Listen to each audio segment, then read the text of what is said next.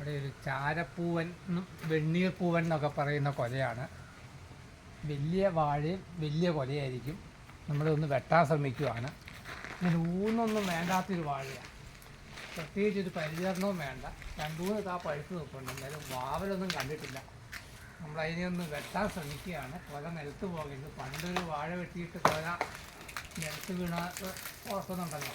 വലിയ കാഞ്ഞ് വരുന്നുണ്ട്. കൊലയെ പിടിക്കാൻ കിട്ടിയാൽ നമ്മൾ രക്ഷപ്പെട്ടു. കൊലയെ നമുക്ക് പിടിക്കാൻ കിട്ടിയിട്ടുണ്ട്. ഒരുമാതിരി വലിയ കൊലയാണ്.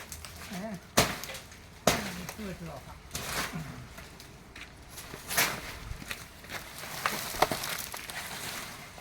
അവിടെ ഒരു ചാരപ്പൂവൻ കുഴച്ച് നിൽപ്പുണ്ട്. ഇപ്പം വലിയ കൊലയാണ്. നമ്മളെ വീട്ടിൽ കഴിക്കുക, അയൽവക്കക്കാർക്ക് കൊടുക്കുക. ഓക്കെ.